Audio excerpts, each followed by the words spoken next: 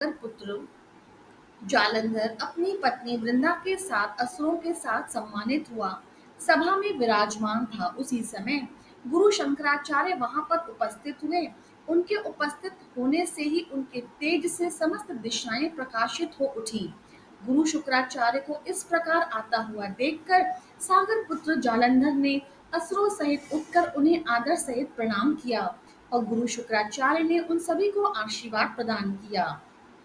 इसके पश्चात सागर पुत्र जालंधर ने उनसे बड़ी विनम्रता के साथ पूछा, हे गुरुदेव, आप हमें यह बताने की कृपा करें कि राहु का सिर किस प्रकार से काटा गया था।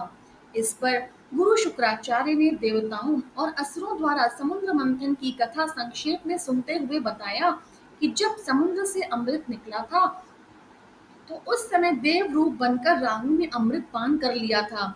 इस पर भगवान विष्णु ने उनके सिर को काट दिया था। अपने गुरु के मुख से इस प्रकार के वचन सुनकर वह अत्यधिक क्रोधित हो उठा और उसने धस्मर नामक दूत को बुलाया और उसे सारी बात बतलाई। इसके पश्चात धस्मर को उसने आज्ञा दी कि इंद्रपुरी में जाकर इंद्र को उसकी शरण में ले आए।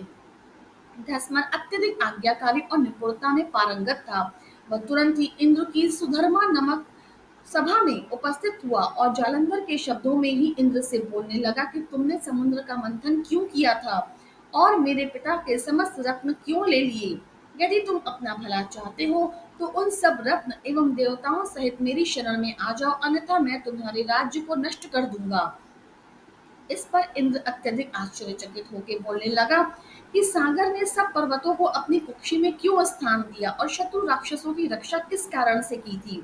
इसी वजह से मैंने उनके सब रत्न हर लिए। इंद्र की ऐसी बात सुनकर वह दूत जालंधर के पास पहुंचा और उसे समस्त कथा सुनाई। यह सुनते ही वह क्रोध के मारे होठों को फड़काने लगा और देवताओं पर जीत हासिल करने के लिए अब तो प्रयास करने लगा।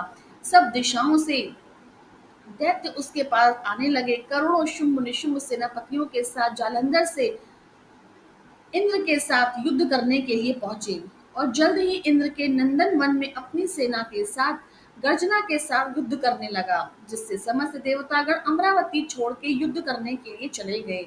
वहां असुरों के गुरु आचार्य शुक्र अपनी मृत संजीवनी विद्या से और देव गुरु बृहस्पति अपनी द्रोणगिरी से औषधि लाकर जलाते रहे। इस पर जालंधर को अत्यधिक क्रोध आया कि उसके हाथ से मरे हुए देवता दोबारा कैसे जीवित हो जा रहे हैं।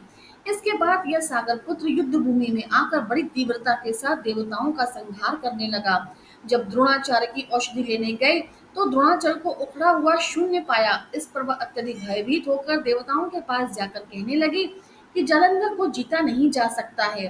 पहले इंद्र ने शिव जी का अपमान किया था।